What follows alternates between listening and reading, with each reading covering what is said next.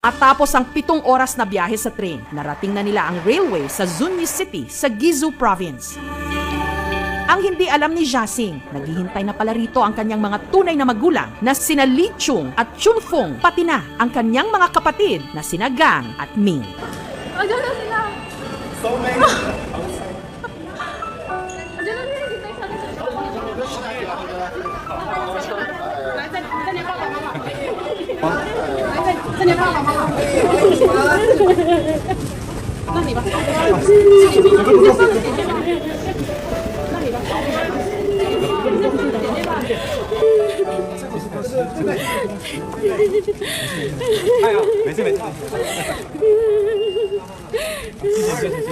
Pang dating ko, umiyak na agad ang mama ko, tapos nahat niya agad sa akin. Kulat ako, wala na ako action. Pero sobrang masaya pa rin sa feelings ko.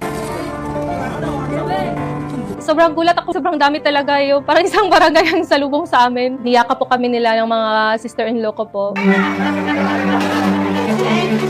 Marami tao sa gilid, nakita ko marami table sa labas, marami mga visitors. Sabi ng kapatid ko, okay ka pala, sim talaga tayo face. Mas matangad ka. Natawa lang ako, iakap ko rin sila. I'm here. This my home. My hometown. My dom. Okay.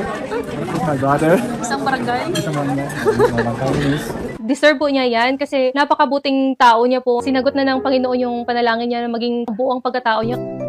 Ipinakilala na rin ni Jiaxing ang asawang si Sheena at ang kanilang mga anak. Kami nina, sobrang daw maganda asawa ko, mga anak ko, mga pogi. Napaka-welcome po namin. Mapifeel mo talaga na family kami, na hindi kami iba. Alaga sa amin si mama niya yung pagdating pa lang, pakain na agad, at tatanong kung gutom na ba kami, o ano gusto na pahinga. Tsaka lalo na yung mga anak ko, sobrang makikita ko talaga na sobrang love at tsaka care niya talaga, palaging ginahag. Nina-take care nila kami at nina-hug at love. Mabait sila, palagi sila prepare ng food at ginabantayan nila kami palagi at kapasyal kami palagi. Sa pag-uwi ni Jiaxing sa China, hindi lang daw pangungulila ang natuldukan, pati na rin ang madalas na alitan ng kanyang tunay na ama't ina. Muna nawala ako, pinaaway daw, hindi na tulad natin na mas sweet sila kapag tahimik kasi tao. Masaya rin siya, ako talaga smile, tapos sabi niya, good, ganun, kasi nauwi na. Ngayong kumpleto na ang pagkatao ni Jiaxing, paano naman kaya niya ito ipapaliwanag sa kinalakhan niyang ama't ina o yung mga umampon sa kanya?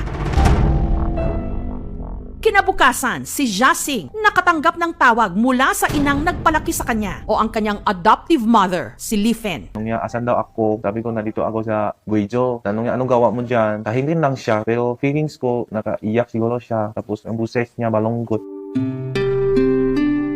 Tapos sabi ko kay mama, antayin mo na lang ako pagkatapos dito, mauwi din ako. Gusto ko rin face to face tayo na usap. Samantala, ang mga kapatid ni Jiaxing merong inalok sa kanya. Matulong daw sila sa akin, bigyan daw sila bahay, tindahan, mga sasakyan daw. Sabi ko, okay lang man ako ma-stay dito, pero short time lang kasi meron din ako bahay sa Philippines. Kasi doon ako na-start, noon na kami nakita asawa ko, and noon na kami na anak, friends din. Mas sanay ako talaga sa Philippines, pagkain, mga style, mga ugali. Chinese mukha, pero puso ko Pinoy.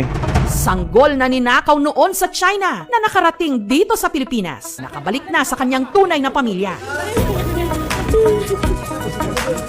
Ngayon, hahabulin na lang nilang mabawi ang mga ninakaw na sandali ng nakalipas na 3 dekada. Hindi pa huli ang lahat. Ang importante, ngayon, kumpleto na sila. Wala na ako kulang sa buhay. Masaya din ako. Gusto ko na ma-enjoy talaga kasama na family na tayo.